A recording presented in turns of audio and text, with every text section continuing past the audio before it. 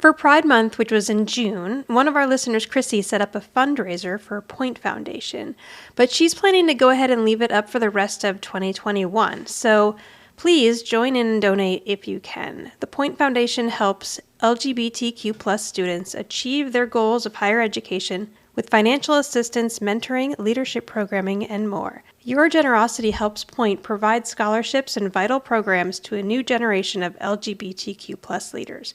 If you'd like to donate, go to our Instagram, Who's the Boss Podcast, and the link is in our bio. It's listed as Chrissy's Pride Foundation. Hey, Tori and Kevin, it's Jamie. I wanted to comment on Bonnie's dad and the episode Life with Father. So in the episode, he's kind of described as being kind of absent and uncaring when it comes to Bonnie. But he did buy her a car when she finally got her license after, her millionth attempt. I'm wondering if both things are correct in a way.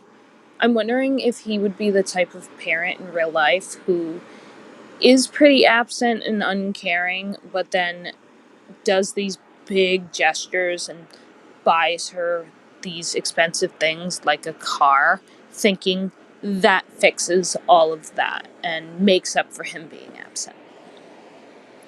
Loving the podcast. Keep up the good work, guys. Bye.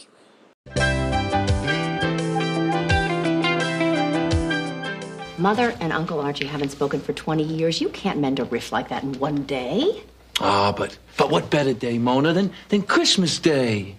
Arbor Day, Groundhog Day, Day of the Locust. I am not going. Okay, Mona. You don't want to go? You don't want to go to Maine? The rest of you don't want to go to Maine? Then I will take my goose, my stuffing, and my sunny disposition, and I will go share it with a stranger named Archie. Oh, come on, guys. I don't want to go by myself. Hello. Welcome back to AOA, the Who's the Boss Podcast. What? What's so funny? It's just so many episodes, and I haven't gotten any better at that. I know. I don't feel like I have. I'm Tori. And I'm Kevin. And we are here to rewatch and discuss every single episode of Who's the Boss. I know it really just, it's a Danza, Tony Micelli thing. Like, I really don't think anyone can do it as well as he can. That's true. So today we're going to cover Season 5, Episode 8. We are moving along on Season 5. Yeah, it does feel that way. Why? I don't know. Sometimes it feels like it's taking us forever, and then sometimes I feel like we just rip through these seasons, and I don't understand what time is mostly anymore anyway, but we're really going to be done. And tonight is August 6th. We're coming up on the 1-year anniversary of us starting this podcast. I believe our first episode went up on August 15th. Oh, wow. Yeah. And Look it's a bad one. It's real bad. Yeah, the first episode's pretty bad. I won't go listen to it. I tried ever. One day, and I was in the car. I feel like we should redo it, but then it would be like, what the heck? I know. First of all, we struggle just to get these done as it is twice a week with everything else. So you're going to go back and redo ones we've already done now. I know, it's out there. And I felt like it wasn't as hard then. Like, maybe because of the pandemic or something. I don't really know. I feel like we were always way ahead. Yes. Well, in the beginning, I think we were jazzed at the idea. I mean, not that we're not jazzed anymore, but it was like something different. Yeah. And our kids weren't going to school. Like, we didn't have to get up for anything. Right, that's true. You were working a different schedule, so you were home earlier in the evenings. True. But I mean, we're doing twice a week, and I think that's pretty impressive. Like we would be like weeks ahead. Maybe not. Yes, that in much, the very beginning, it was only like the very beginning. We were so ahead. One time I put out 2 episodes on one day because they were getting, we should have saved that episode. We needed it. That's all right. We're trying. And I think we're doing a pretty good job. I mean, we had that summer travel, which made it difficult. And we still got a lot done. But you know what I love too? I get so many people who message me and say like, like people don't necessarily listen to your podcast every single, like right when it comes out. Right. Like you save a few and then you binge. And I do that with podcasts too. So it's great when I get messages from people and they're like, I'm, binging on season 4 or whatever right now and catching up. And it's like, oh yeah, so it's fine, that it takes us. Because even when this is all done, hopefully new people will find it. Yeah, as time goes on. Right? Yeah, when somebody watches the show and then wonders, are there two boobs out there that have done a podcast? Right. And then go to Google and search, and then there we are. And even though we're really bad in the beginning, not that we're much better now, I feel like people kind of have grown with us, so they like it. I feel like it makes us more, we're not podcasters. We're just two people. No, yeah. So I think people appreciate the effort, at least. We get an E for effort. All right. Okay, so we're doing Season 5, Episode 8. The title is A Spirited Christmas. I'm going to give this episode an E for effort as well. It first aired on Tuesday, December 20th, 1988. The TV Guide summary says, to earn her angel's wings, Mona's dead sister-in-law arranges for Mona and her brother to spend Christmas together. Hang on. I have, all right. So I have two. Okay. Two different ones. Somebody else besides the one who always writes, wrote. The first one is, Mona's brother's wife has died. But to enter heaven, she must return to earth to reconcile Mona and her brother's estranged relationship with Tony as the mediator. That's the first one. Okay. And then there's Nuts Tony. and bolts. Tony is chosen as divine vessel by St. Peter, who won't let Mona Robinson's late sister-in-law, Laura, into heaven until the rift she caused between her husband, Archie, and Mona 20 years ago is undone. Tony presses the Bowen to accept an invitation to enjoy a snowy Christmas holiday in his main home, but ignoring it was magically fixed by heaven.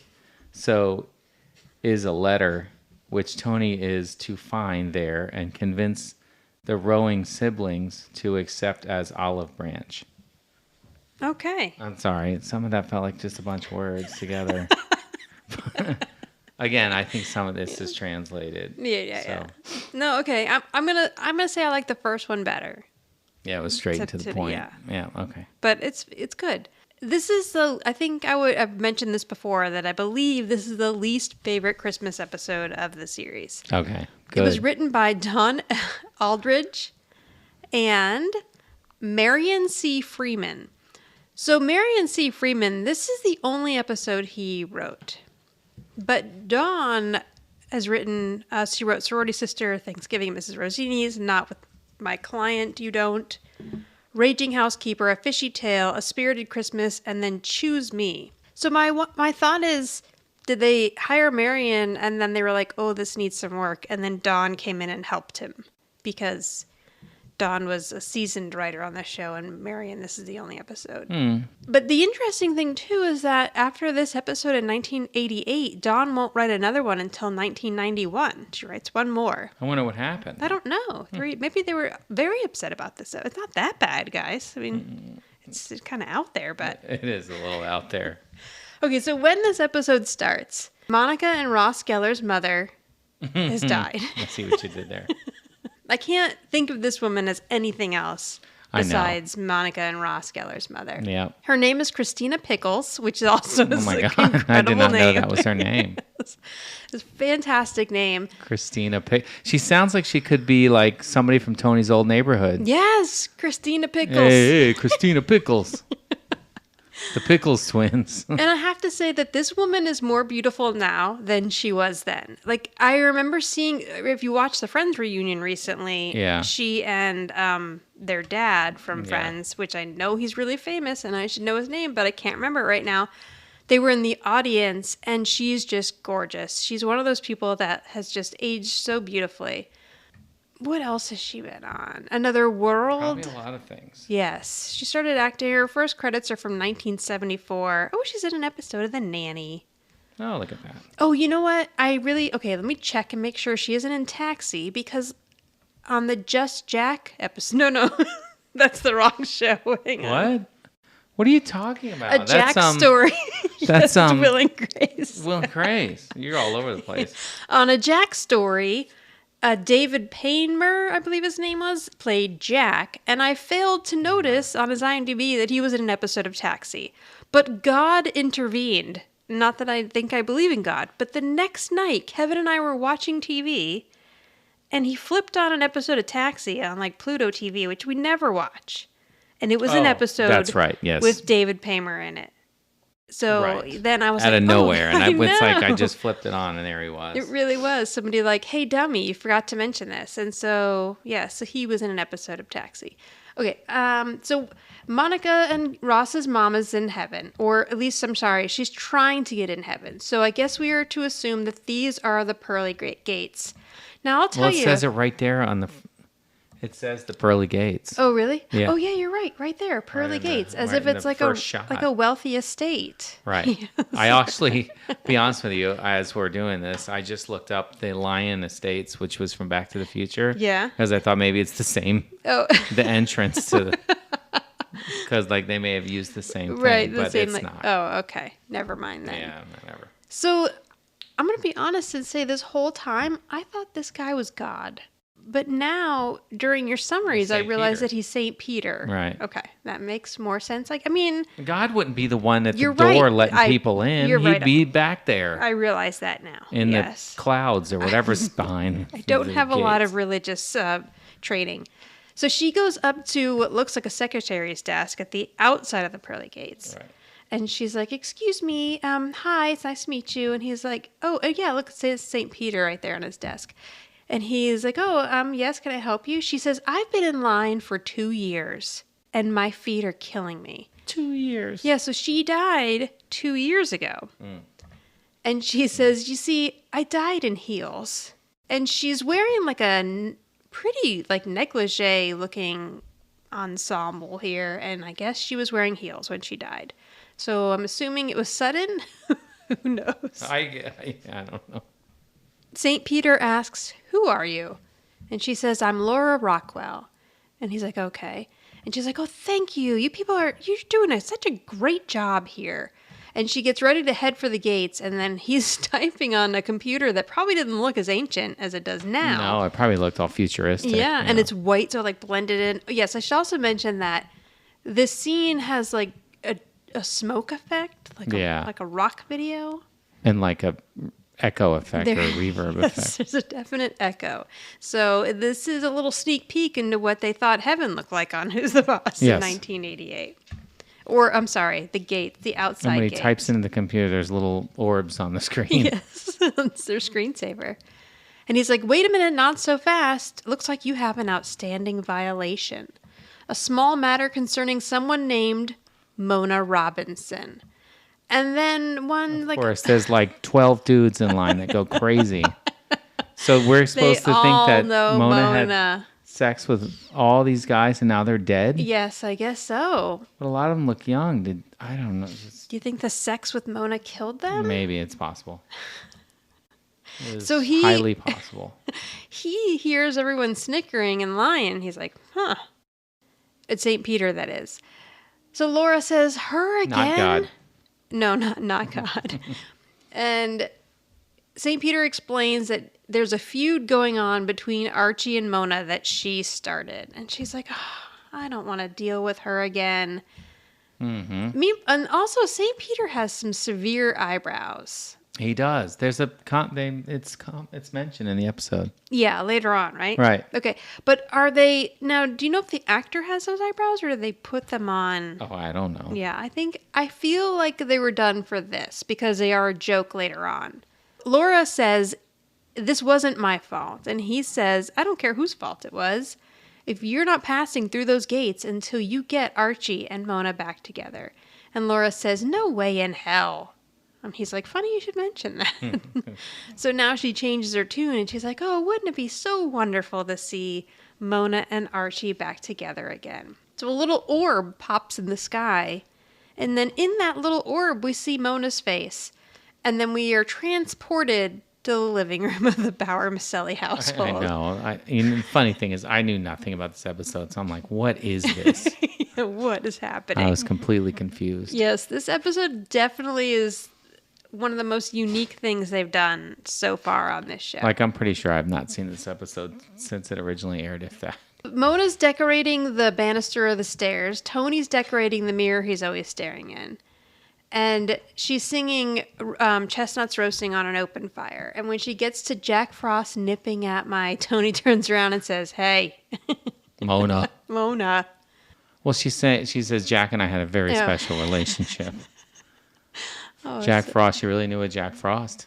He's probably one of the guys dead standing in that line. That's a good point. That's a good point. They don't reference it, but I bet you're right. Tony says, when Santa comes, make sure the only thing you put out is milk and cookies. Wow, that's pretty dirty. It is. Talk about putting out. I know. And it could even, I mean, yeah, there could have even been another joke about Santa coming, but I know. That's why I kind of went down that road too. That's okay. So they're laughing and giggling, and the door opens, and it's Angela, and she comes in, and she's like, "Ho ho ho! I'm oozing with Yuletide cheer." What? What's that mean? I don't know. But Mona's like, I have an ointment for that, which is just disgusting. I know, it's disturbing. But Tony says, listen, if she's excited for Christmas, I'm excited. I want everyone to be filled with the Christmas spirit. And then he's like, is the big one mine? She was holding a present, I should say. Yeah, they're big presents. She was holding one very large box. And Jonathan says, no, the cashmere sweater is yours. What's going on? I know. Jonathan is old enough to know not to tell people what's in their Christmas presents. And she got him a cashmere sweater. It's fancy. Yeah. It's expensive. $80-$90 probably. And that must not be the only one she's gotten him, because I think he was called out by the housekeepers for one of his cashmere sweaters he was wearing once. So unless Tony occasionally buys them for himself, I feel like why can't I talk? I don't know, Angela. Angela dresses him nicely. Yeah, buys him cashmere sweaters. Jonathan says he doesn't know what box the sweater's in. Well, that doesn't matter. Well, it's Jonathan. And did I mention that Samantha bopped him over the head with the wrapping paper? Yeah, it was funny. Yeah, that was great. She hits him pretty hard. Yeah, so I don't know. I think Jonathan's not this dumb, but we're kind of setting up, and I feel like we've moved into yes, he's an annoying little brother, but they're kind of moving into this, like, Jonathan's just there to say dumb things. I know, which he was so smart when he was little. What happened? Sam asks her dad, okay, what's next? And he says, I have my Christmas list right here. First, we put up the lights outside. Oh, it's like the Christmas. Oh, yeah, look. Little Christmas Santa bell. and a sleigh bell. Yeah. Okay, we're back. So first on the list was putting the lights outside. Then the second one is we're going to make the eggnog. And then when he says all of these, the family's cheering. Yay, they're very excited. I don't know why they're excited about putting lights outside. It's a pain in the ass. Right, it's awful. It's the worst. And usually just dad, around here, just dad does it. Yeah. Nobody helps. Exactly why it's a pain in the ass. And then we make the eggnog. Tony's going to have to do that, too. Yeah. And we hang the stockings. Yeah, maybe somebody will help. And then we watch the Perry Como special. That's right. And nobody cheers at that. No, nobody wants to watch that. Then he says, I said we watched the Perry Como special. And then they're all like, yeah. Hasn't Perry Como been mentioned in this show before? Yes. Okay. Tony has definitely mentioned Perry Como before. But I mean, I know why. Perry Como's Italian. Oh, wait. So you have to watch the Perry Como special. So, yeah, did it get a bad rap? Like, is it boring? No, I just think it's. I mean, when you're a kid, you don't want to watch any kind of Christmas special with somebody singing, and it's not your thing. Yes. Okay, I remember. And there actually is a Perry Como Christmas special. So which I figured there was. You can get it on Amazon. In the episode, you can get the DVD for $7.99 on Amazon. Well, I don't know what we're watching for Christmas. That's right. I believe in the episode where Angela has sex with Jeffrey and Tony has sex with Tanya. He's coming in the house holding her or something, and then Angela and Jeffrey are there, and he says, this never happened on the Perry Como special. Okay. I believe that was the reference. That makes sense. I remember there was a reference. I just couldn't remember where. Then the phone rings. So he picks it up, and he's like, hello, and Merry Christmas. Mm-hmm. And he's listening to the person on the phone, and we don't hear the person on the other end at first. And he's like, oh, yeah, hang on. He says, Mona, there's some guy on the phone who says he's your brother Archie. And Mona stops at that. And then they show Angela, who's like, Uncle Archie. And Mona says, I haven't spoken to that weasel in 20 years, and I have no intention of starting now. So Tony's like, okay, well, she can't come to the phone right now. But let me take a message. So now we hear Uncle Archie's voice. And he's asking Tony, will you please tell her that I would like to have the family join me here in Maine for Christmas. Now we cut to who was actually on the phone, and it's Laura, with Archie's voice coming out of her mouth. She says, I've been very lonely since my wife Laura died. My beautiful Laura, my brilliant Laura. Oh, that's so funny. She's going on. And St. Peter's like, okay, can we move this along? And she's like, okay, well, will you come or not? So Tony's like, okay, well, hang on. So now he asks Angela and Mona, he says, he wants us to come to Maine for Christmas. Maine. Yeah, how far is it? It's at 6 hours. Right? Oh, Is that what I gosh. said? Yeah. Okay, so then I think they're going to get in the car and drive 6 hours the next day. And I'm assuming the next day is Christmas Eve, but I'm not positive. Mona knows? says, no way we're going. No how. End of discussion, period. Wow. And so Tony says into the phone, well, she's thinking about it. She's thinking about it. So they cut to Laura with St. Peter, and she's like, man, this woman aggravated me when she was alive, and now she's lousing up my death. But St. Peter's like, I told you it was going to take more than one phone call. You need a vessel of divine intervention. And she asks the question that we're all asking. What is a vessel of divine intervention? Yeah, exactly. What does that mean? And he's like, you need someone on earth that you can speak through. Someone who is honest and pure. Someone who embodies goodness. Someone who's a big Perry Como fan. Who's that? That's Tony. Now he's a little orb in the sky, just like Mona was earlier. On the phone. Yeah. So they go back to Tony in the living room, and he's like, Archie, I'm sorry. I don't think we can make it. And then the whole room goes dark, but a spotlight is right above Tony. And he's like, okay, yeah, we'll be there tomorrow. Thank you for the invite. Yeah, Christmas in Maine. Christmas in Maine. Sounds good. Then he hangs up the phone, and he's like, who said that? And no one ever says anything when he says who said that. No, yeah. Every time he says it. You'll see. Mona says, you must be out of your mind because there is no way that I am going to Maine. And even Samantha's like, Dad, I don't want to go to Maine for Christmas. It's a bazillion degrees below zero. She's not wrong. I mean, I'm sure it is pretty cold, but this is the same kid who was just trying to go to Vermont last weekend, which is only 2 hours south. So zip it. Yeah, really. In the snow. Jonathan doesn't want to go either. He says, well, because after Samantha says that it's a billion degrees below zero, Jonathan says, too bad you can't wear those new gloves that Grandma's going to give you. Oh, I spoiled another gift. I know. And then he gets hit on the head again. Why does he keep spoiling gifts? I don't understand. And You I'll think be he'd honest learn? with you.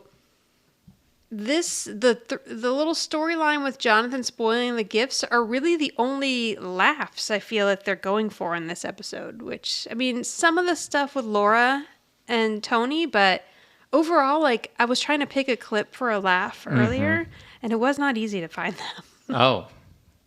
Yeah, We don't need every episode to be, obviously with a sitcom, you're telling a story and jokes. But you don't need every episode to be that. But when you don't have the jokes, then it needs to be a little more of, like, depth, which this episode kind of misses the mark. Yeah. Mona says, I'm not spending Christmas with someone who treated me the way he did. And Tony's like, wait a minute, what happened here? Like, I don't even understand why you guys aren't talking to each other. Neither are we, because we didn't even know that Mona had a brother named Archie. We had met Cornelius, but we had never met Archie. So Mona doesn't get along with either of her brothers. I know, right? And we've never met Mona's mother yet. We will. Angela says Uncle Archie never invited Mother to his wedding. And Mona's like, he was such a wimp, and it was all because of Laura. That woman never liked me. And Tony's like, oh, come on, Mona, what's not to like? But Angela says, well, you know, Mother, she walks into a room and lights it up, and Laura just couldn't handle that. Now, Laura's listening to them from the outskirts of heaven, and she's like, what do you mean I couldn't handle it? She's like, that woman wore a flaming red dress cut to the navel to my engagement party. Then St. Peter's like, really? Yeah, and then he's like, get the tapes. Yeah, he gets on his little phone and asks for the tapes of Laura Rockwell's engagement party. She's not amused by that. No. But Tony says, Mona, now we're back in the living room. Mona, Your brother's reaching out to you. Don't you think that you should give him a chance? And she's like, no, I don't. And Angela says, they haven't talked for 20 years. You can't mend a rift like that just in one day. And Tony's like, well, what better day than Christmas, though? It's Christmas Day. And she says, Arbor Day, Groundhog Day, Day of the Locust, I'm not going. And Tony says, fine. If you don't want to go, nobody else wants to go, then I'm going to take my goose and my stuffing and my sunny disposition, and I'm going to go spend Christmas with a total stranger in Maine. Wow. Yeah, nobody budges. They're like, okay, see you later. Like, yeah, have a good trip. Yeah, enjoy the 6-hour drive. He storms into the kitchen and then immediately storms back into the living room. And he's like, come on, guys, I don't want to go all by myself. If you look through, can you see this on my screen? What? When the kitchen door is open, what is this back here? It looks like they've got something that doesn't look like the kitchen set. I don't know. There's like a panel or something there that I think is normally not in the kitchen, but maybe since they weren't actually using the kitchen set, they... Yeah, it looks like... Yeah, you're right, because that would be... That's like the brick wall or that's the brick stone wall or wall. the window. I mean, they've got something hanging down, like one of those like popcorn or whatever makers or whatever they are. They got hanging in there, but that looks like where the brick wall would be. So it's weird. It's a weird angle. Like maybe it's just a wall that rolls around or that they had. Yeah, it's true. I never noticed that. Okay, now we cut to Archie's house in Maine. And this is where I said I think they're going to reuse the set. I think that this is the fraternity house. Oh, really? Yes, because look at where the door is placed and the stairs. So they come in, I mean, they probably, they obviously dressed it different and they may have done some stuff to it, but it would make sense for them just to use the same, bones. Yeah, just dress it completely different and then. Yeah. So Tony opens the front door to somebody's house he's never been to before. And I also love that, there was never any discussion of how many people are coming. Archie doesn't know Tony. He doesn't know Tony has a daughter. Yet they all just rolled up. Right. 5 of them just rolled up. There was never any discussion as to where anyone was going to stay. So he lets himself into the house, and even Angela's like, I don't think we should just let ourselves in. And Mona's like, if this used to be my house too, so if you see anything valuable, take it. Oh, that's okay. Right. So I wonder if this is supposed to be the house that she grew up in? Maybe. Yeah, maybe. Jonathan's like, man, this place is spooky. And Samantha's like, great, this is going to be fun, having Christmas with Freddie and Jason. Mm. They were very popular yeah, it was. horror film it's a good characters, reference. Yes, at the time. Solid reference back But then. Mona says, even worse, it's Christmas with Archie. And then as she walks over to the fireplace, there is a painted portrait of Laura, Archie's wife, and she screams and covers her eyes and runs away. She's like, I knew this was a bad idea, but Angela says, this is going to be delightful. Stop it. Let's go get the bags. So they go back to the front door and open it, and now Archie is standing there with a hatchet. Is that a hatchet? No, I mean, it's an axe. That's an axe. Okay. That's an axe. Hatchet's smaller. Okay. And he's like, who are you people and what are you doing in my house? Mona says, Archie, it's me. And he's like, Mona? And then he again asks, what are you doing here? And Angela's like, what do you mean, what are we doing here? You invited us. And he's like, I don't even know you, talking to Angela. But Mona says, picture her heavier, 20 pounds heavier, with braces and zits. And then he goes, Angela! Oh, God, so mean. So, okay, wait. Angela's what, 39? Yeah. So he hasn't seen Angela since she was 19. Okay. But here's the other thing. I like that they just kicked the door and let themselves in. Yeah. Nobody answered. We walk in. Yeah, exactly. They just busted into this man's house. Yeah. After driving. Well, they might have to pee. It's been a 6-hour drive. That's true. That is true. Yeah, that's it. So after that, Angela says to her mother, thank you for the fine reintroduction. And she's like, Uncle Archie, this is your grandnephew, Jonathan, my housekeeper, Tony, and his daughter, Samantha. No, it's just funny how she just introduces him to her housekeeper as if she just said, my boyfriend or my husband. Right. Like, no one's going to question, like, why did you bring your housekeeper to my house when I didn't even invite you here? Right. Like everybody came. Yeah. And so Tony says to him, hi, we spoke on the phone. And he says, no, we didn't. And Mona says, yes, you did. You telephoned yesterday and invited us here. And he's like, no, I didn't call you. And he's calling her a liar. She's calling him a loudmouth, pompous, arrogant. They're fighting. Tony pulls Mona back and he's like, you know what, Mona? It's probably not a good idea to yell at somebody who's holding an axe. It's a good point. It is a very good point. And Archie that you says... haven't seen in 20 years and you've been pissed off at this whole time. Right. And Archie says, don't worry, I wouldn't use this on her. It's my good axe. No, that's it. So Tony tries to get in there and he's like, listen, there's obviously been a slight misunderstanding. Maybe it would be better if we just go. And then the whole house gets dark. A spotlight is just above Tony. It's so funny. No. And he says, out to the car to get our bags so that we can all spend Christmas together. And then the lights come back on and he says, who said that? I know. And again, nobody answers or responds. Yeah. It looks like he's nuts this whole episode. Like he's lost his mind. It's so funny. I know. It's like they almost expect it from him. Right. It's like, who said that? Nothing. But Angela says, we've been driving for hours and we're not driving back. So we're staying. And he's like, all right. Archie's all mad. He's like, just, don't use all the hot water. And then if you look behind Archie, he has 2 more framed pictures of Laura behind him. Oh, right. And Mona's... What? Sorry, are we going to mention who Archie is? Oh, yes. We should. We should. Okay, so his name is Gordon Jump. Yeah. Oh, yes, and I didn't mention who St. Peter is either, but we'll go back to him. Okay, so Archie is Gordon Jump. Yes, Gordon Jump. And tell me, Kevin, what you know him from. Oh, well, WKRP in Cincinnati, number 1. Right. And then Seinfeld, really, number 2. But he has been in a lot of other stuff. I mean, yes. I just specifically remember seeing him in Cincinnati and also Seinfeld. But I mean, he's been in a couple episodes of Baywatch. He was in a lot of Growing Pains, 11 episodes of Growing Pains. I feel like was he like a principal or something? No, I think he is Joanne. I'm sorry. What is the wife's name? Her real name was Joanne, right? Yeah, Joanna Kearns. I think Maggie. he's yes, I think he's Maggie's mother, if I remember correctly. Father. It'd be really interesting if he played the mother, because I don't remember that. That would have been progressive for the time. No, I'm sorry. Maggie's father. I think you're right. I think you're right. Her maiden name was Maggie Malone. Yes, that makes sense now.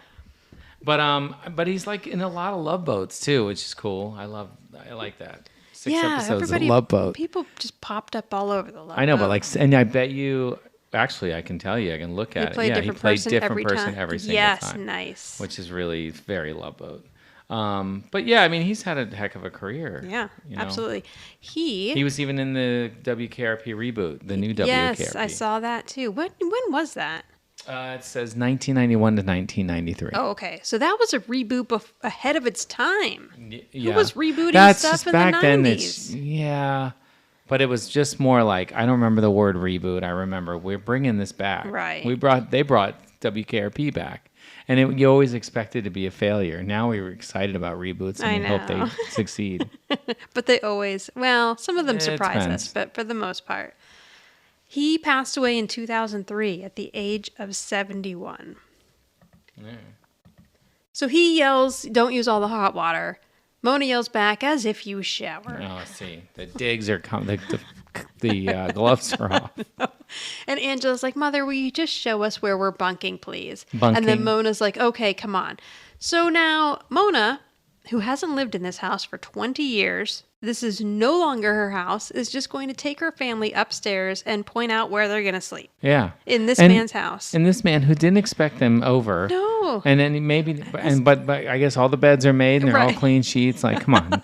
You show up unexpected in my house, you're sleeping in and he's like dirty bed.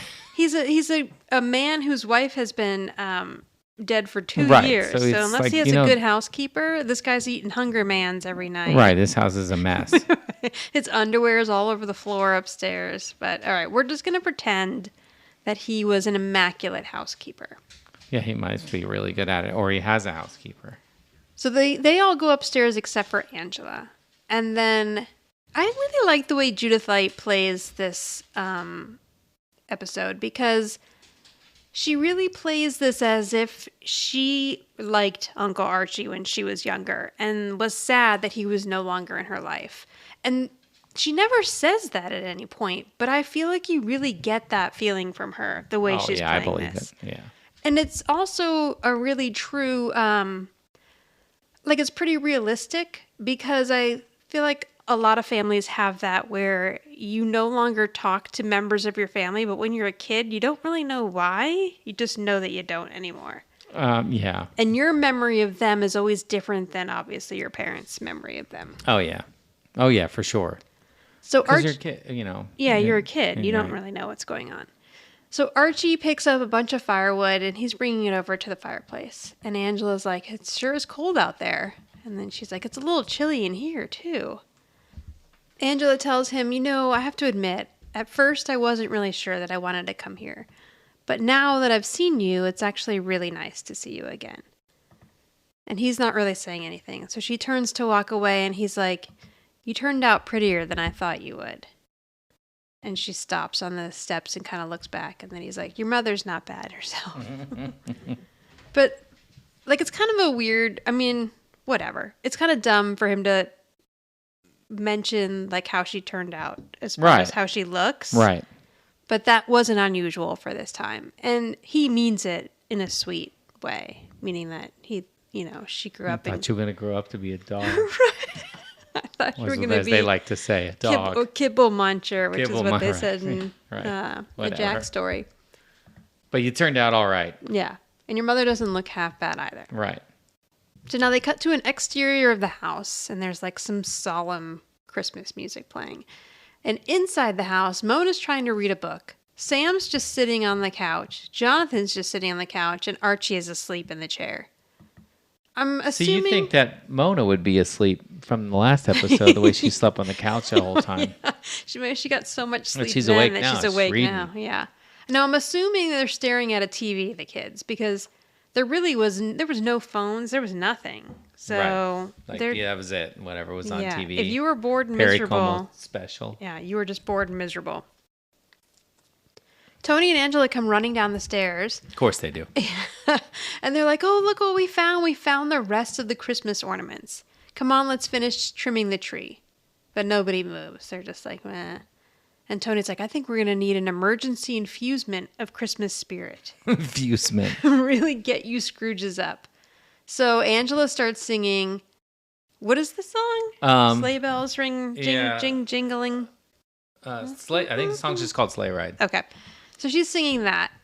And both of the kids are like, oh, dear God. Yeah, this. And then poor, what's his face there? He got woken up. Yeah, and all he wanted to do was come home and rest that night with nobody in his house. No. Now he's getting this obnoxious, he wants to chill out. So she's singing around them, and then Tony's doing the galloping sounds with his mouth of the horses galloping. And Sam's like, only Angela would know all the words. And she says that to Jonathan, thinking he's going to agree with her. But he gets up and he starts singing. So it's really working on some of them. Okay, yeah. Archie and Mona, not so much. But I like that she said only she would know all the words. And of course, Jonathan. Right, knows all the words. He knows every single word. He just jumps right in he couldn't resist. So Archie can't take it anymore, and he's like, stop! And then Mona says the same thing, stop. And so Tony's like, okay, I'll make you a deal. We'll stop singing if you guys start trimming. So they're like, okay, fine, we'll trim. And Archie says to Mona, come on, Moni. And everybody kind of stops, and the kids go, Moni? And she's like, yeah, that's what he used to call me when we were kids. And he says, you loved it. And she's like, yeah, you're right, I did. And then she calls him Jughead. So now they start decorating the tree, and it looks like things are going in a good direction. Yeah. Looks hopeful. Trimming away. Yep. So now St. Peter and Laura appear in the living room. No one can see them, though. Right. And she's like, okay, great. They're getting along. This looks good. Let's go. Let's wrap this up. And St. Peter says, we have more to do than get them to exchange dopey nicknames. I need to see a real heartfelt, genuine hug. And she's like, oh, she says, oy vey. And then he's like, what? I guess it's a joke because he's a saint, so he wouldn't know what oy vey means. Right. So they're going through a box of ornaments, and Archie pulls out one with his name on it. And then Mona's like, oh, well, where's mine? And he's like, it accidentally got broken. She's like, how? And he says, Laura accidentally dropped a hammer on it. Yeah. Yeah, that wasn't an accident. Doesn't sound like it was an accident. So to kind of diffuse the situation, Angela says, what kind of tree is this? Is this a Douglas fir or a blue spruce? So Archie and Mona start fighting, and she says, that woman always resented me because I didn't kowtow, is that what she says? To her every whim, and it drove her up the wall. And they show Laura in the corner of the room, and she's like, it really did drive me up the wall. And Mona admits, that's why I wore the red dress to her engagement party, because I knew she would hate it. And Laura says, I really did. I really did. Yep. And then meanwhile, Tony and Angela are over there, and Tony says, you know, Angela, I do think this is a blue spruce. And then he says, what do you think, Jughead? Moni. Jughead. Did I already mention that she calls him Jughead? Yeah, I think we did. I hope talk so. about that. Maybe. I think. If not, then that's what she called him as a kid. Yeah. Mona says, once you got a wife, you forgot you had a sister. And he says, you were not exactly the most world supportive sister. But Mona says, what did you expect me to do? Just sit back and let her push you around and just watch? And he kind of walks over near Laura, and Laura's making little kissy faces at him. Which is interesting because obviously this man was very happy with his wife. Right, exactly. For the 20 years that they were together. Unless she hung all these pictures of herself in the house. Because there are pictures of her everywhere.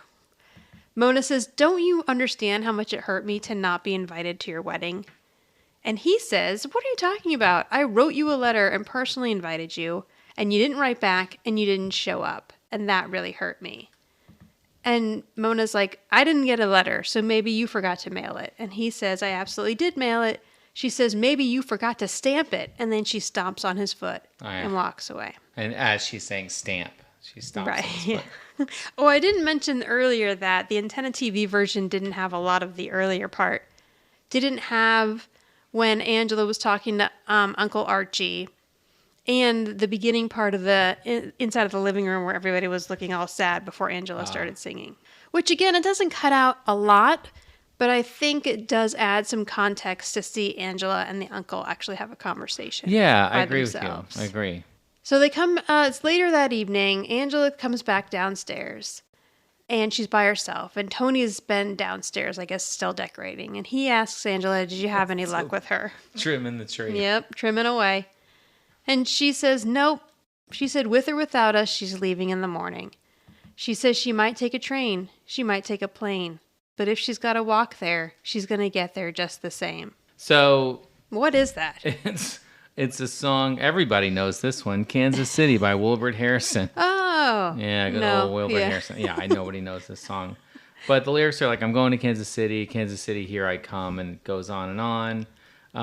But there's a part where he says, I might take a train, I might take a plane, but if I have to walk, I'm going just the same. Oh, okay. I'm going to Kansas City, here I come. Oh, okay. Well, then that makes sense with Tony's next line here. Where is she going? Kansas City? Okay, now it all makes sense. And then Jonathan... I didn't even catch that part. Me either, but that's because we I know, but I mean, even more. Yeah. Anyway.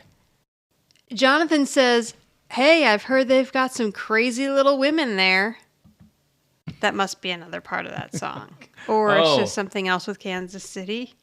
Oh, yeah, maybe. Let's see. I'm going to can't say they got some crazy little women there, and I'm going to get me one.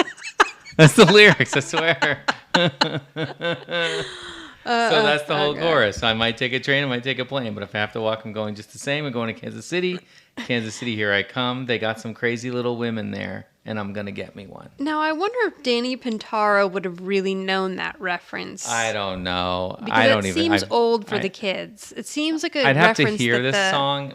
Yeah. But I feel, that's true. Maybe if we heard it, we'd recognize it. I guess we'd have to hear it to see, but I have a feeling it sounds a whole lot like the San Fernando Valley song. Oh, right. Yeah.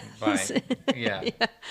So Samantha gets up and she's like, that's it. I'm going to sleep so I can wake up early and leave with Mona. And then Tony's like, come on. Yeah, they've had it. And Jonathan says, me too. But Tony's like, come on, guys. Where's your Christmas spirit? He starts trying to sing the song again. Giddy up, let's fly away. Up to the sky, way up high. Well, I think the words are wrong. And nobody's listening and nobody cares. I think he intentionally got the words wrong there. And I didn't intentionally get the words wrong, but I did anyway. And Sam's like, give it up, Dad. And she and Jonathan walk upstairs. No. Christmas is over. Tony's just trying to hang on. I know. Angela says, Tony, we've done everything we can do. But if we leave tomorrow, at least we can salvage part of Christmas Day. So that means that right now it's Christmas Eve. Right. And tomorrow is going to be Christmas morning. And they're planning on leaving. And then hopefully they'll get home 6 hours later and be able to enjoy some of their Christmas Day. 6 hours later at nighttime. Well, I guess if they left early in the morning. Yeah, though. He says we leave at 7. Right. Yeah, you're going to spend your whole Christmas day. You're still going to get home like 1 or 2. Yeah. And then you're exhausted. Oh, it's time to enjoy Christmas. Right, and then Kevin, what? Somebody. Tony's going to have to go in the kitchen and cook an entire goose and all sorts of stuff. Yeah. It's going to be a long day for him. So he's like, all right, let's go. And he turns the tree off and he goes upstairs. And then Ross and Monica's mom comes walking into the living room. With St. Peter. And he's like, he says to her, I'm sorry, Laura. And she says, you're sorry. What about me? I freckle easily. That's a joke because she's going to go to hell. Oh, okay.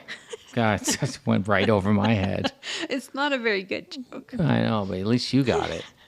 So we cut to Tony sleeping in a little tiny bed. I know. Tony is the cutest thing ever when he's sleeping, too, because he's all curled up in the fetal position. Like a child. I know. This is not how I pictured Tony Micelli sleeping. No. And I have pictured it. Okay. So at the end of his bed is Laura standing there. And he's sleeping, and she's saying, Tony, wake up. Wake up. Yeah, she's like, I got to fix this so I can get into heaven. Yeah. She's like, I'm going through those pearly gates one way or another. And she's like, wake up. And she's tickling his feet, and he's like kind of giggling and not waking up. I like she's saying Gucci, Gucci, goo like a child. So then I would have loved to have seen how they did this when they shot it. Because there's somebody probably laying just down on the ground, pulling the sheet off. Yeah, somebody just like off to the side where you can't see him, and they whip the sheet off. So his sheet disappears as if she's just made it go away. And then now he's still all cute, sleeping there, and he's cold. So he's like reaching around for his blanket while he's sleeping. And then he looks up, and he sees her standing at the end of his bed. Yeah. Everybody's worst nightmare, to wake up and see somebody standing at the end of your bed. Right. And she's like, oh, I'm sorry, did I wake you up? And he's like, I can't be dreaming because you're not my type. And I actually feel like there are a little bit of groans in the audience from that line. It gets a lot of laughs, but I feel like there are almost groans like she's going to hit you or something for saying that about her. Yeah, I guess that. But she just skips over it and says, Tony, I'll get right to the point. I'm a dead woman. That doesn't make him feel any better. Yeah, it's like, what the heck is going on here? And he says, then you're really not my type. Poor Tony. She says, I'm the woman in the picture downstairs. I'm Laura.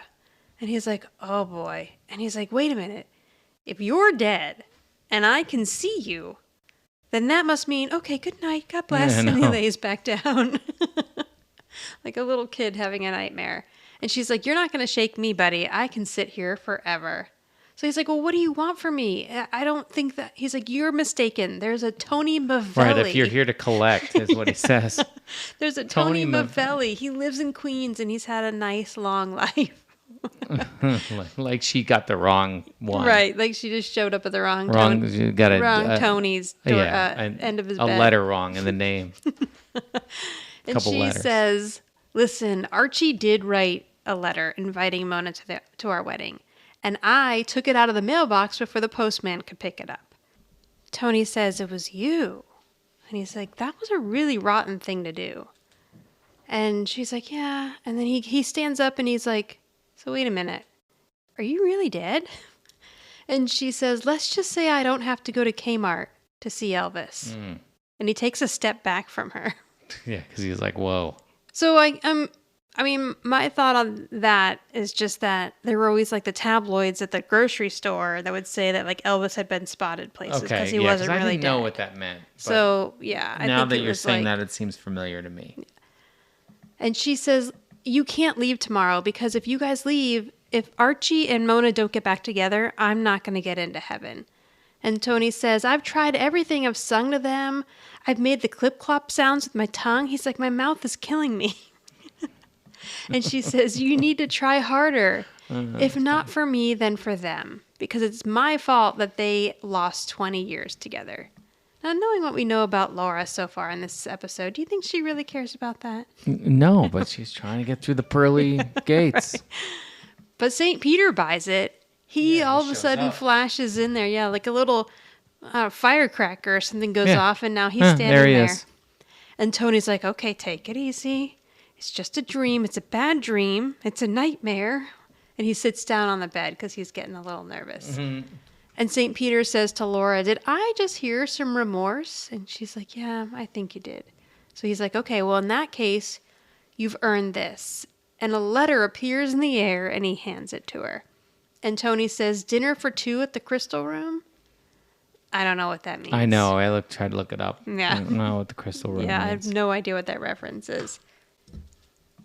She says, "This is Archie's letter to Mona, and I have an idea. If you, maybe Archie and Mona will think that it got lost 20 years ago. So if we put this somewhere and you'll find it, then they'll make up." And she says, "I have the perfect place to put it, behind the grandfather clock." So she stands up and she's like, "Okay." Tony's just kind of sitting there like, oh, all right, whatever. And then St. Peter says, "When you wake up, this is all going to be a bit hazy. Yeah. So just remember the clock. Remember the clock." And Tony's like, "Okay, all right, the clock." Then he says, "Laura, just one question. Who's the clown with the eyebrows?" Clown with the eyebrows. And Laura says, "Tony, someday you're going to be very sorry you said that." Oh, Like, why would Tony say that? I know. I don't know. Even if he doesn't think that this guy could be God adjacent, he just had a major like ghost sighting in his. Don't piss anyone off that just Right. appeared in your bedroom. Exactly. Just keep your mouth shut Right. and go back to sleep. So he has a look on his face like, uh-oh. So the next morning, Tony's got all the bags packed, and the kids are pulling all the Christmas presents out from under the tree. And Tony's coming downstairs, and he's saying Merry Christmas to everyone, and nobody cares. And he's like, "Merry Christmas, Archie. Merry Christmas, Angela." And then he goes over to the painting on the wall above the fireplace, and he says, "Merry Christmas, Laura." And then he's like, "Oh, look at that. It's a clock." So there's a clock just like sitting on the mantle. Right. It's not the grandfather clock, but all he knows is he has to remember clocks, and he really doesn't know what's going on. So he's like, "Oh, that's a nice clock." It's way into it. Mona says, "We have clocks at home." And Sam's like, "Come on, Dad. We want to get moving so we can open our presents in the car." Wow. And then, of course, Jonathan says, "You're going to want to open Grandma's first. She got you a Walkman." Sam There he really goes made out again. from Grandma because Grandma got her gloves and a Walkman. I know. And he goes spoiling everything. Yeah, he goes spoiling, and they both Mona and Sam are holding a present, and so they both whack him over the head. And you think he'd learn by now. He's going to get smacked in the head. I know. I maintain that Jonathan is not this dumb. So then I know. Angela goes up to Archie, and she's like, "Goodbye, Uncle Archie. I really hope I don't have to wait another 20 years to see you." And she gives him a big hug, and he says, "Only if you promise not to sing." So now Tony's still wandering around the house, and now he sees the grandfather clock. And he's like, "Oh, another clock. That's a big clock." Big clock. And he goes over and he like opens it up and kind of looks inside. And he's like, "Okay, let's get going." And Angela's like, "I think you're gone already." But then as he's getting ready to leave, he turns around, goes over to the clock, reaches down on the floor, and picks up a letter. He's like, "Mona, look. It's the letter that Archie wrote to you." So Mona starts reading the letter, and it's, "Dear Mona, when Laura and I get married next Sunday, I really want you by my side." So this is now kind of proof that this is the letter that he had planned to mail. And it goes on and on, like, I can't imagine not having you by my side. P.S. Please don't wear the red dress. Angela says, now, does someone owe someone else a hug? But Mona says, come on. All these years later, and this note just happens to conveniently show up behind the grandfather clock? She's not buying it. No. And then Archie says, well, how do I know that you haven't had this letter all these 20 years and you're just covering your tracks? So now Tony gets mad and he gets in the middle. And he's like, come on. And he's like, oh, whoa, whoa, whoa. He says, I can take you two acting like spoiled little brats, and I can take your petty dumb fighting. But what I can't take is that you're doing it on Christmas Day. And he's like, it's Christmas. It's the time to be big-hearted and to reach out and forgive the people you love, especially when they're family. So they get a little teary-eyed, and Mona and Archie do hug. So now Laura and St. Peter appear in the living room again, off in the corner. And St. Peter says to Laura, did you give Tony that speech about all the Christmas Day stuff? And she's like, no, that was all him. And he's like, I guess I can forgive the eyebrow crack. So good thing. Now Tony's going to get into heaven himself. Yeah, right. Thank God. So he's like, all right, come on, Laura, let's go. And Laura's like, hang on. I just want to take a moment because this is beautiful. So she watches Archie and Mona hug. She watches the family kind of looking on. And he says, Laura, you're an angel. And she's like, you're not so bad yourself. He's like, no, I mean, you are an actual angel now. Like, you're getting your wings. So then she kind of blows a kiss and says, goodbye, Archie. And she disappears.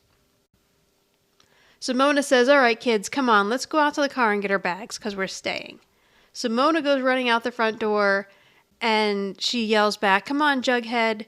And Archie goes and follows her. And he's like, okay, Moni. So they all go out to the car so that they can unload the car once again, a day later. Right. Bring right. all the presents back inside. Yeah, I guess that's it. Yeah. Yeah, So- because maybe they took everything out already. Yeah, they were all. Everybody was putting stuff in the car while I thought Tony was wandering I'm sorry. around I thought you looking were at saying clocks. that they hadn't fully. I got No, I just mean Right, like they looking just at got there clocks. yesterday, unloaded the whole car, loaded the whole car back up, and then now they're unloading the car again. That's a nice clock. So Tony's like, Merry Christmas, Angela. And she says, Merry Christmas, Tony. And then he's like, ooh, ooh, ooh. And he goes running over and he lights the Christmas tree. And then she's like, that was a great speech. And what does he do? He snaps like a crazy person.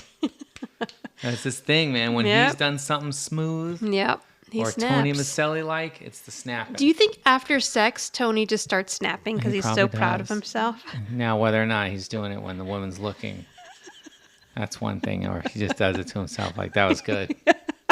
The snapping. He goes into the bathroom and then snaps to himself. Yeah. You snapping in there? That's funny. That's a funny thought.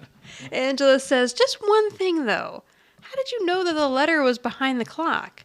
And he's like, oh, it's easy. Laura's ghost came to me in my sleep last night and told me. Who said that? Right. And again, no, nobody heard him say anything. Angela just looks at him weird. like you have completely lost your mind. That's right. Okay, now in the tag, I feel like they're mixing things here. Okay. So in the tag, I want to pay attention to what they're opening. Looks like, I can't tell what Mona has, but Tony has definitely opened an iron. He's got oh, right. He's holding an iron. That's right. Yeah, so somebody got Tony an iron. So somebody got the housekeeper an iron. Well, he probably maybe we needed a new one. I know, but... I know. It's a shitty gift. It is. It's like when you get mom like a vacuum cleaner or something. Right. Terrible. Although I kind of would get excited about a vacuum cleaner. But it's just like, you know... it was always like a stay-at-home mom thing, and then for her birthday, she gets a vacuum cleaner or like something that she can just use around the house. So poor Tony, the housekeeper, got an iron, but maybe he got some other stuff too. Yeah, hopefully. Sam's well, like cashmere sweater. We know that. Oh yes, Sam's playing with a shoe. It looks like there's a coffee grinder there, and now Archie comes downstairs dressed as Santa, and he starts handing out gifts as well. Now, where did he get gifts, knowing that guests weren't coming? No. At some point after they made up earlier today, he ran out to the store that was open in Maine, and he bought everyone gifts. All right. Or did he? Because there's a twist. So Angela's like, oh, I love this. Oh, Tony says, I love this guy. And Angela says, he used to do this when I was a little girl. Kind of another little mention of how Angela probably really liked her Uncle Archie when she was little. Archie asks, has everybody been good little girls and boys this year? And Mona says, yes, Jughead. I mean Santa. And I'm really surprised that Mona didn't make some joke about how she's been very good this year. Yeah, well, definitely would be a joke. So then he hands out all of the presents and he's like, all right, I gotta go. And he heads for the front door. And Tony's like, what are your reindeer double parked? And he's laughing, ah, ha, ha, ha. And he runs out the front door. And then just then, Archie comes in from the kitchen holding a tray of glasses of eggnog. And he's like, anybody for eggnog? And they all look at him confused. And then that's the end of the episode. Oh, now here, Tony's holding binoculars. Looks like Jonathan is also holding binoculars. Oh, maybe they get, I don't think they should give Jonathan binoculars. Yeah, right? I don't think that's going to go well. No. But see, I feel like we're mixing stuff here. Is this a ghost story or is this a story about Santa being real? I don't know. We're mixing our fantasies here. I know. All right, and that is the end of the episode.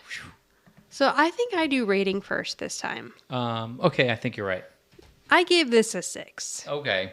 It's all right. Yeah.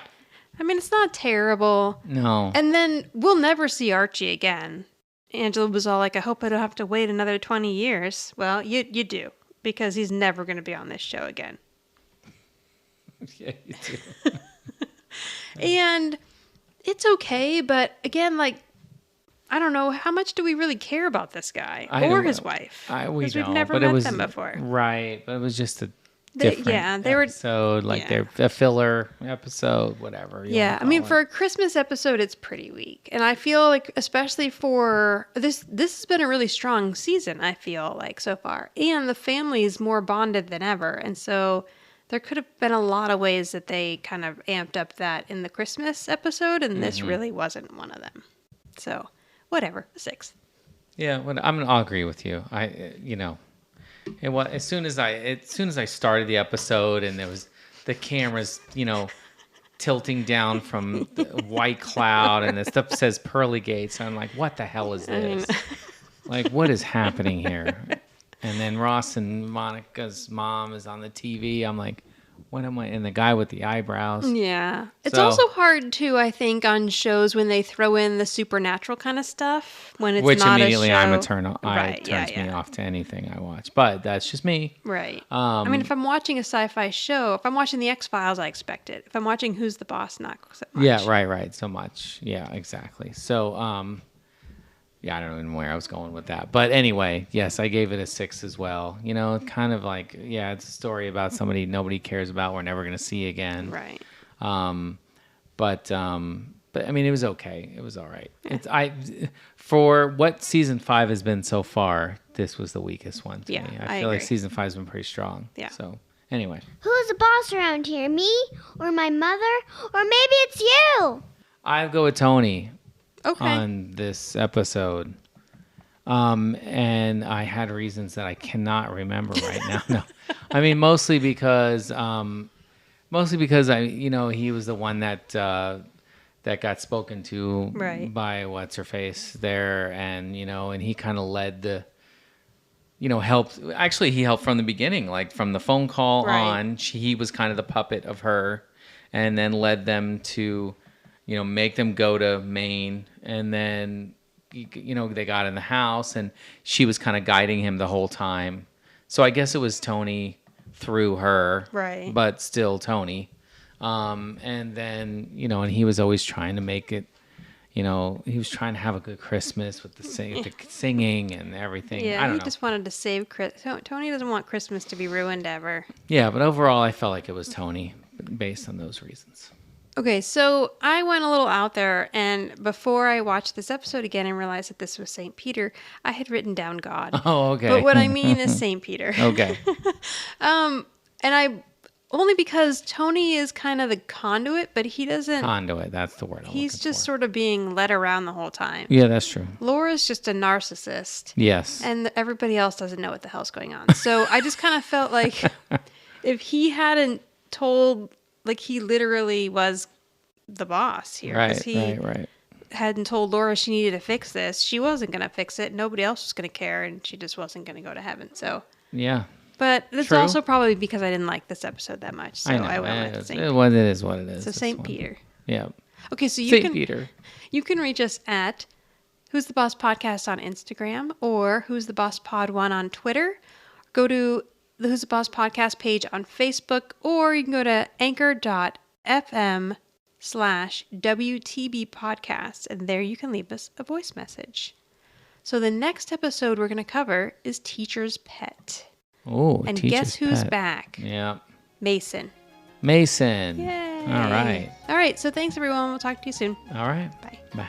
If you like this podcast, please subscribe and give a big thumbs up and tell all your friends. And maybe you can tell your grandma, your mother, and your sister or brother. Maybe you have no siblings. Tell your dog and cats. Bye.